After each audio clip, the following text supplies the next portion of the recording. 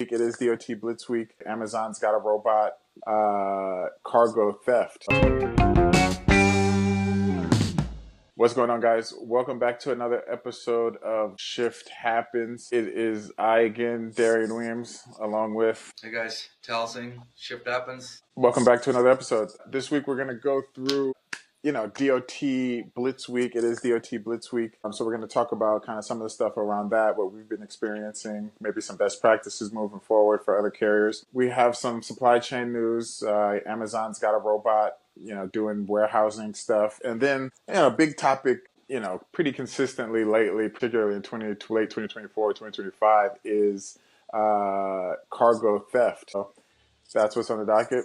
Yep. So I guess really here, Tal, how's the week going? We got a lot going on, actually, right? We're working through a bevy of compliance things. We're working through some direct shipper stuff that we're working on, some B2B sales stuff that's just got a way longer sales cycle. Thinking through, diversifying the business in a couple interesting ways that we'll obviously be letting people know here shortly. But how you doing, man? How's the week? Yeah, good.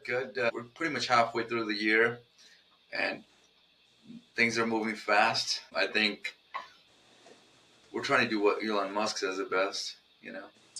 Try to do what others do it in a year. We're trying to do it pretty much in a month. So I think, which is very interesting. Sometimes chaotic, but it's fun. To be honest, you gotta, no matter what happens, right? You gotta have a little bit of fun. And we kind of change things up a bit, right? By diversifying, challenging ourselves. I think that's great. But yeah, we'll get started right off the bat. Duty Bliss Week. I know Alicia and the audience wanted us to kind of share some stories over the years, right? So Duty Bliss is usually, that's where you kind of find out which drivers are the real G's and which kind of are a little bit afraid and do not want to go on a trip. So we get a lot of pushback a lot of times with some drivers, but mostly... Really? Yeah, as long as you're prepared, like for us, we have nothing to worry about, right? Because as long as you're on top of your stuff, meaning your trucks, your fleet, tires are good, maintenance is good. We don't have to worry about any of our logbook issues, right? We have Samsara, right? So as long as you're on top of your stuff, the company doesn't have anything to worry about, right? And on the driver side of things, some drivers, because the news gets to them, right? Leading up to the event, some drivers will start sharing pictures of this area is blocked off, this area is blocked off, meaning it is rest areas get blocked off for the duty inspection. And drivers kind of get scared off by that. Some drivers, right? So, I mean, again, as long as your truck looks good, your paperwork's good, right? It's nothing to worry about, but it's just mostly the news makes it a little bit scarier than it should be, right? But yeah, for us, it went great. We had a lot of inspections, and we passed 99% of them. But you might have, minor things here and there. But yeah, we had a few past inspections, which was good to see, and nothing, that took us down. But so which is good. That is awesome. To your point earlier about getting stuff done in a month that takes a year, that is why we have bags under our eyes right now. Not a lot of sleep happening for the two of us. But yeah, DOT Blitz Week. It's been funny to me because this is obviously my first one, and it's been hilarious looking into the driver group chats and just watching how they're all watching and looking out for each other. Like, hey guys, checkpoint here. Watch out for this. Watch out for that. And that's honestly the most collaboration I've seen. With the drivers. Yeah. Currently across the organization, it has been during DOT Blitz Week and them just making sure that guys are on point. So it's actually something that's kind of good to see in many ways. And I'm actually thrilled that, the government's cracking down on a lot of stuff. We've been talking about this internally, but they're just cracking down on all of these things, which I think ultimately help the market, right? Because it gets out a lot of bad carriers and bad drivers, which reduces the capacity, which leads to the supply-demand imbalance of the freight market tipping, more in favor of carriers. So I am all for it, frankly. Do you have any interesting, what's the craziest DOT Blitz Week story that you guys maybe have? I know this year has been pretty vanilla for us, other than the mass collaboration we've seen across all the drivers. But have you guys ever had anything super crazy happen? Yeah, on top of my head, man, over the years, there's just so many stories to share. But yeah, it's a good question. Maybe you gotta think really hard to find a good crazy story. But maybe I'll share it once I come across my mind. Yeah, no worries. Yeah, for sure. Yeah. No worries, no worries, no worries. So when we're thinking through the DOT Blitz Week stuff, and obviously you're kind of the hardcore operator here, like what's the purpose from your perspective of the DOT Blitz Week? Like why is it necessary? I think quarterly they have a different, like this one was focused on tires, ghost drivers, and logbooks, right? Which, the duty is going to do their thing, right? To make sure the trucks are safe on the road, right? And drivers are safe on the road. Because you're moving big brick trucks, 80,000 pounds, and, you want to weed out any of the bad players in the market, right? And if the government doesn't do their job, hey, it'll be a lot worse than what these other countries are doing. Like for example, like Asia, right? Like a lot of the tires that maybe an interesting story here is: have you ever noticed what happens to all the tires that get taken off the trucks that are like 25% still that can be rolling? Those get sent down to like countries like Pakistan and India. And they're just taking those tires and using them? They're still considered those brand new tires.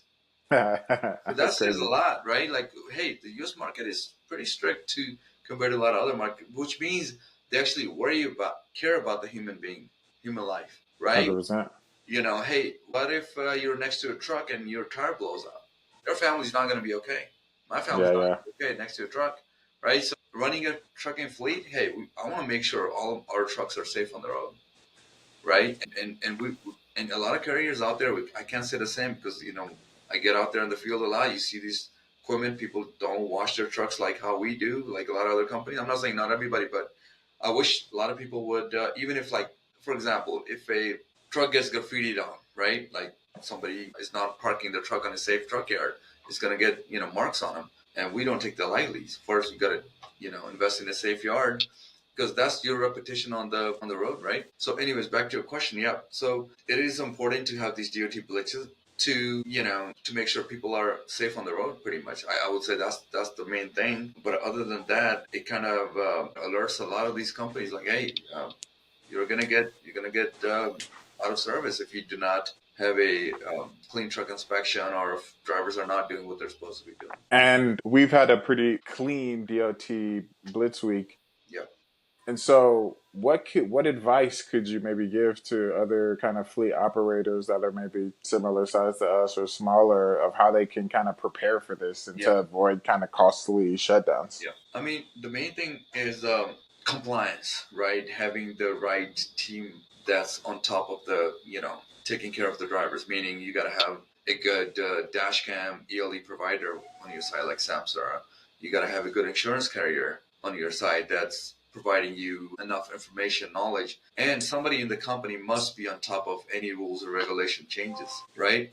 So, what does that mean? Annual inspections being done once a year. 90-day inspections being done quarterly, right? Anytime a driver reports um, any kind of repairs, you kind of got to stay on top of these things. Yeah, it's a lot of work, but hey, would you want a truck broken down in the middle of nowhere, or would you want get it pulled over on a scale that's going to cost you 10 times more money? So yeah, it is definitely important. It's called preventative maintenance, right? Meaning, Hmm. yeah, if you do not change that belt that's being worn out or pipe that's being worn out, right? If drivers are not doing pre-trip, that's very important. So again, end of the day, it's going to be, yeah, you might not want to monthly inspections or weekly repairs done, but if you don't do it, you wait until 3 or 6 months down the road, that's going to cost you a lot more money. Yeah.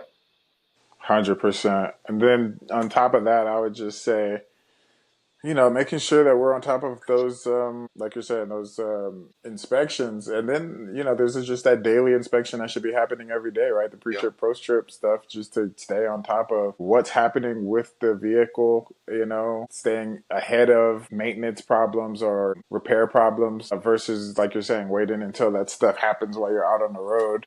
Yeah. 800 miles away from a place where you have a reasonable way to service those things, right? Which is going to lead to just way, way higher costs. And then, to the point of what we're talking about here, the actual inspections that may happen, which will ding you and, maybe prevent your ability to work with certain types of customers or prevent your ability to work with, to get kind of more preferred insurance pricing. So, Yeah. yeah. And another thing a lot of people don't know is like with California, there's a lot of clean truck air checks are happening, right? Which is now twice a year. Next year is going to be three times a year. The year after is going to be four times a year. Meaning every quarter you're going to have to get the hook up the computer to your truck to pass the smoke test, right? A lot of people like with the 2008 DPF rolled out, 2011 or 10 DEF systems rolled out, right? Which started Hmm. causing a lot of repairs, and a lot of people started bypassing their, filters. But a lot of people do not notice that on scales and at the ports, even on side of the roads, DOT has put some sensors on where it can detect your truck if it's not going to pass the smoke. So a lot of people might not realize this. Again, we're fully compliant, but just so to people out there that are bypassing these things, hey, be safe out there. I mean, you should get rid of that truck. Or I don't think you could. And I definitely think they're going to start enforcing take those trucks out of California because what is happening is over the years, right? The older trucks are supposed to be taken out of California, 20, anything from like 2013 or 14, right? The law is there, and then people had to buy newer trucks, but those trucks are still rolling out at the ports, which they're not supposed to be. So it'll be kind of interesting to see if the administration kind of cracks on it and enforces these, and that's going to be a lot of trucks out of the California ports. But again, that's why I try to attend these meetings. But I definitely think there's another meeting coming up, I think next week at the port. So we'll have more updates next week on these rules and regulations that are changing. Yeah. Very cool. And do you think, I know that they've been rolling back in the last couple of months a lot of these EPA and CARB regulations. Do you think that they're going to continue to roll those back? And to your point about having to do that, like that, three times and then four times and then five times annually No, type of not inspection. Do you think we're going to have to do that moving into the future with the way that they've changed the EPA regulations? yeah, I think California, no matter what happens, they're going to be strict on air resources because I was looking at that, where I think we'll kind of share some more information on that because that is creating a lot of, bad air into the market, which is unhealthy for especially kids, right? And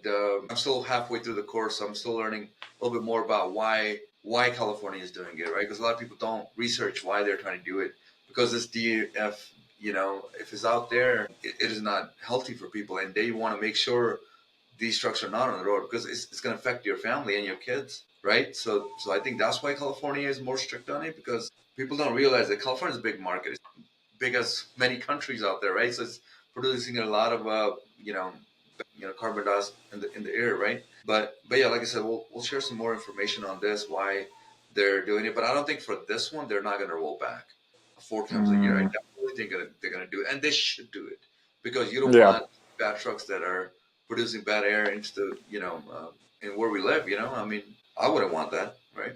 Yeah, Um, well, I guess moving on here. So yeah. Amazon's rolling out a new warehouse robot, I believe, called Vulcan. Have you seen this thing? I haven't actually seen it in action. Have you seen it? Let me pull it up. Finds some interesting things for us to talk about. Where you know it does a great job on finding these things. Okay, no worries.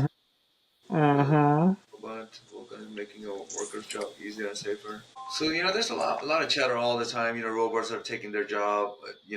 People's jobs away. AI is gonna take the jobs away. And actually, I was at a panel yesterday at the Las Positas Career Center. It's called Mm-hmm. TVCC, and Mustafa and James at A2B they invited me on it, and I didn't realize it was a panel. They were just like, they invited me onto this career fair for a lot of people. There was a lot of people that got laid off from the government, surprisingly, like IRS. And these guys, there's some ladies there from accounting into the IRS. They were asking me, they wanted to learn about dispatching. I was like, holy crap! Like really, there's a lot of people being affected by Yeah. these layoffs. Where I got a chance to kind of be on the panel where there was a lot of people there. It's part of the Las Positas and all these universities, they have a lot of programs that a lot of people do not know about, right? So if you're one of these people that got laid off because of AI and government, there's a lot of program guys. I feel like that a lot of people do not know. Even I wasn't aware of that. Like we're sitting in a city called Livermore, California, about 40 minutes out of Bay Area, San Francisco. So in every community, every city, there's chamber of commerce, and they're rolling out these programs to help people find jobs. So again, anyways, not to go off topic here, but Microsoft laid off 7,000 people. Government's laying off. So there's a lot of layoffs happening.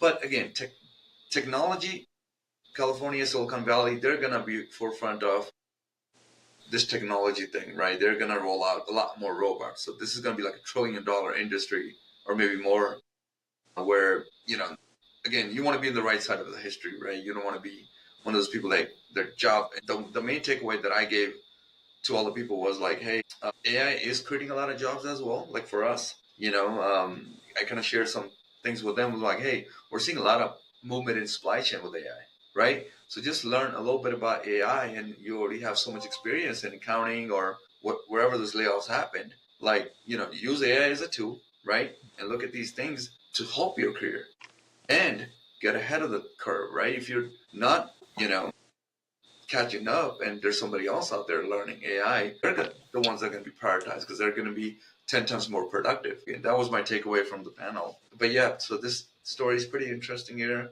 Yeah, I guess from it, like, just kind of quick glancing that article, they're saying that 75% of the inventory of warehouse inventory is going to get handled by this robot in these Amazon warehouses, right? Yeah. That is a pretty significant amount of inventory for a company like Amazon that's probably, if not the largest, one of the largest kind of, Yeah. warehouse operators in the country, right? And so, Yeah. yeah, check that out, right? Like how Yeah. they're just rolling these things in, right? Yeah. So I definitely think that there's going to be a lot of Yeah. lost work, right? But we'll say the lost work is going to be the work that's like people aren't really super thrilled to do anyway, right? Yeah. Maybe that 25% that's left over is like probably going to get paid more and is really just going to be kind of higher value added within the chain there, right? So it's probably definitely going to speed up how these companies can kind of get inventory in and move inventory. I wouldn't be surprised to see like, on some Amazon earnings calls after they roll this thing out, the quarters after that they're seeing just rapid efficiencies across kind of getting deliveries out. So, and they're already one of the best at that, right? So we're going to Yeah. see really just a wholesale change from the robot perspective. In particular, there's so many companies that are working on this, right? We have Tesla's good doing the Optimus thing. Figure has the robots. There's a ton of these robots that are going to be coming out of China in the next 2-3 years, right? And when you listen to all the big AI guys talk about where the opportunity is, like everyone's looking at 3 years down the line, like there's going to be hundreds of millions of robots essentially that are doing a lot of this like manual labor, which on one level is going to be displacing for a lot of low cost labor, but on another angle, like it's going to lead to deflation. Like stuff's probably going to get a little bit cheaper, right? Like imagine if you could get a bunch of robots to build a house. Yeah. That house actually is going to be a lot less expensive than if you were able to, if you get, have 5 people building that house or whatever the breakdown of that typically is. So I'm definitely interested to kind of continue to follow this, and it'll be interesting to see how it rolls out. So Yeah. 100%.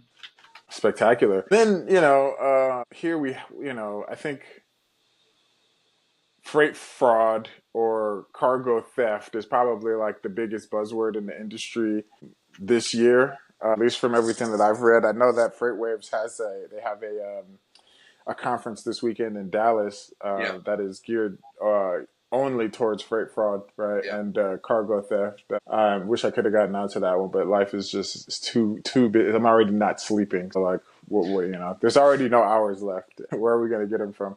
But I guess I don't know what the number is, but there's been some significant to the tune of tens of billions of dollars of freight fraud. Oh yeah, so 15 to 30 billion dollars of Awesome. annual Per year. losses industry wide, right? Like that's a pretty big number, and we're probably going to see really wholesale tightening down of shippers, and then that's going to kind of roll into companies like ours, where if we could do a great job of making sure that people understand that we can secure their freight at the highest level, then we're probably going to get more opportunity. Yeah. There's a thing that I was looking into. It's called TAPA, I think it's called. TAPA. I just want to let you know what that stands for. But essentially, it is, Transport Asset Protection Association, right? TAPA. What you do there is you go through and you get kind of certified through their stuff, and they have like these different locks and SOPs and protocols that you follow. But Yeah. once you do that, you kind of get, you become like a TAPA member, and it pretty much says that like, hey, like we're one of the safest places that you could go with this. You see this a lot in the pharmaceutical industry. So I looked at a lot of businesses that were Yeah. shipping pharmaceutical freight, and all of them had to be TAPA kind of certified for their customers to work with them. And so I could see some type of shift happening where people say, hey, are you, while they're trying to work out who's going to get this freight, they're like, hey, are you part of TAPA? And if you are, yes, pretty cool. Let's take the next steps. And if not, sorry, we can't move in that direction. Yeah, 100%. That has been a main concern for a lot of customers of ours as well. It just starts from top to bottom. As soon as your freight gets out of the port, right? Who's transporting it? Where is being transported? How is your warehouse secured? How is your truck yard secured? What are the protocols with the drivers? So all of these things, yeah, we will eventually share with our audience, like, hey, these are the steps we're taking, and hey, if we can, make an impact on our customers and other trucking companies, and get a chance to kind of share some tips, I guess, and just provide more value to our, yeah, for sure, man. I wish I could show you guys like what kind of truck yards people are parking their trucks. Not even. They're parking on the. A lot of people are parking on the streets. That's where the freight fraud is happening. Or like in Oakland, a lot of times container yards are being hit, right? Mm. Meaning, there's videos of these people like straight up going into a truck yard, pulling a container out, unloading the whole container off, selling the container, painting it, taking it to your warehouse, and just a few days after, you just see a chassis being left on the side of the road. Because chassis, the only thing that can be tracked, the cargo a lot of times not tracked, the container is not tracked.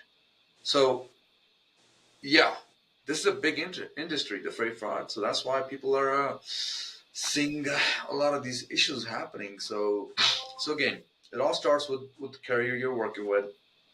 You want to vet the carrier to make sure their truck yard is safe. We have GPSs on all of our fleet equipment, right? And you have to hide these GPS trackers, right, to locate right away if something goes down. And the truck yards, all of our truck yards are secured with 24/7 cameras, right? Must have a security guard. Must have a pin code gate lock, right? A lot of truck yards is open, wide open for anybody to just go in and take the cargo, right? So again, yeah, it is definitely on the rise year over year.